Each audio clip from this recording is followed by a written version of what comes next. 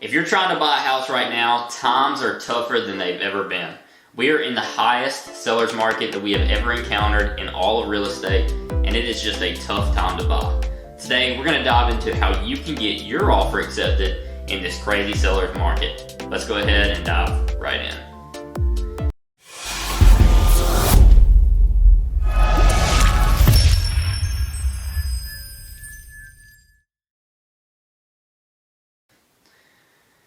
Alright, so let's talk about how to get an offer accepted in a seller's market. Before we do that, let's first talk about what is a seller's market. You always hear there's a buyer's market, there's a seller's market, it's a neutral market. What the heck does all that mean?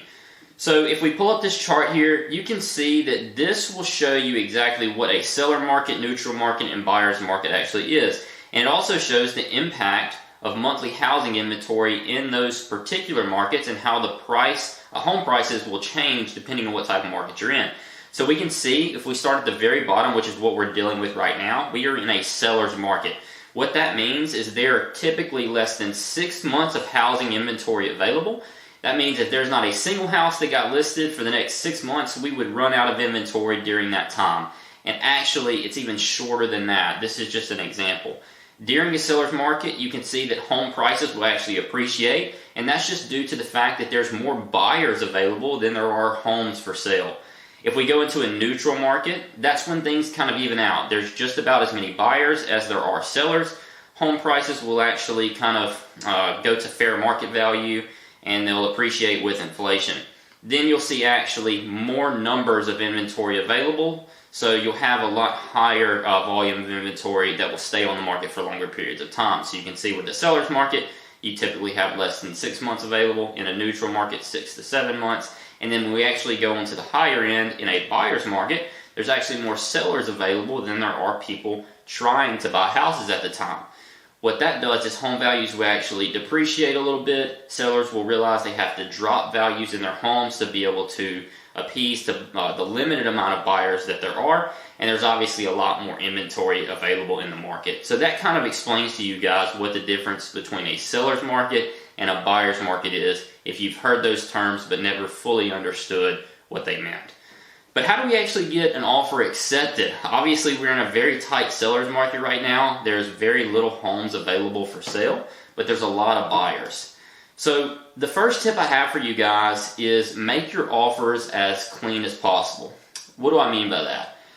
When you typically go to buy a house, you would have normal things such as contingencies that you would want going into that house. These are things like inspections, appraisals, maybe your home having to sell before you actually buy the home that you're looking at.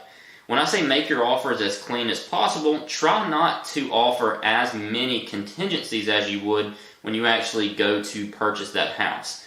If a seller has 5 or 6 offers on the table, they're not only looking at the sales price. Even if you go in at the highest possible amount, just because you're higher than every other offer, depending on that seller's motivations, they may look at contingencies very, very closely.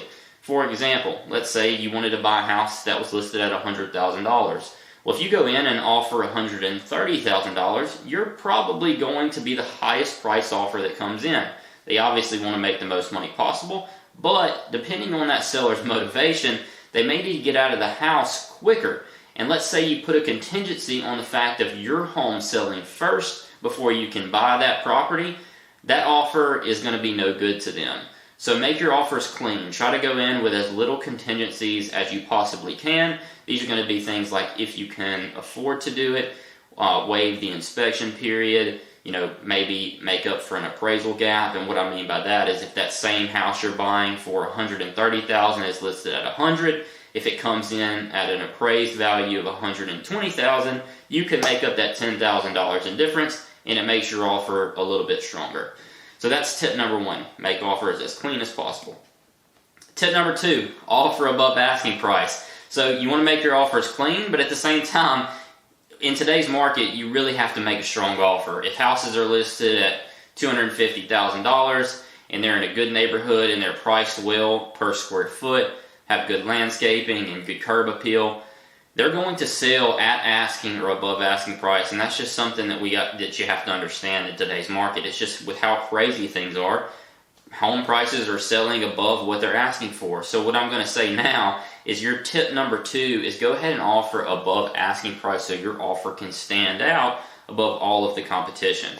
So like it says on the slide, this is not a market for making lowball offers and hope someone will just bite off and give you that. Right now, they're selling for top dollar and they're selling faster than they ever have before. You have to come in with a very strong offer to be able to get this house. Tip number 3, put down a large EMD. Now, EMD is very confusing to a lot of people who have never bought a home before or have not purchased in a very long time. EMD stands for earnest money deposit. This is going to be completely separate from your down payment, which most people interchange the two and get confused that they're one and the same thing when they're actually not. So EMD, earnest money deposit, is basically like a good faith deposit. It's what you would give to your realtor and they would hold for you in escrow, and it would show your motivation and strength of how hard or how much you actually want to purchase that house. So let's say you wanted to buy that $100,000 house, you offered $130,000, no contingencies, and you had a clean offer.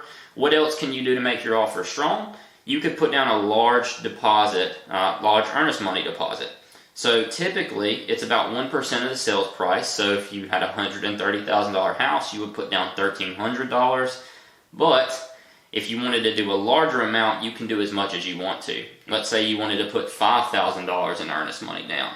Well, that's going to show that seller, when that offer is presented, that you are more than willing and able to purchase the home, and that you actually have strong motivation to get that house because you're putting much more money down.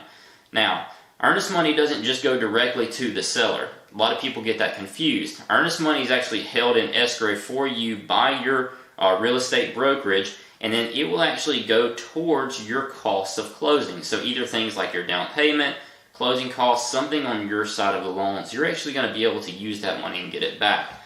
However, if you guys do decide at some point during that contract term, let's say you have a 30 days to close, if you decide to back out of that contract for any reason outside of the terms of the contract, such as bad inspections or whatever may go wrong, you lose your earnest money deposit. So keep in mind, if you do put down a large earnest money deposit, you are making a strong offer that you want to go ahead and purchase that house, because if you back out for any reasons outside of the contract, you lose that money. So put down a large EMD if you know you want to go forward with purchasing the house. The most important thing to remember though, in this market with how crazy things are, it's obviously a very easy time to kind of get frazzled and get discouraged and lose faith that you cannot find the right house that you're looking for. Stay patient. I mean, with school starting to start back and the holidays starting to roll around, there are changes that a lot of people are having to make in their day-to-day lives. What that typically means is we'll start to see inventory rise once a lot of changes happen around the family. So even though the housing market is as high as it could be price-wise, and homes are selling faster than they've ever been, there are still homes that are popping up every single day on the market that may or may not be a great fit for you. So if you can, stay patient. Things are taking a little bit longer, but that house that you love is going to pop back on the market. So that's exactly how you can get your offer accepted in this crazy seller's market. Thank you guys so much for watching this video, and we will see you on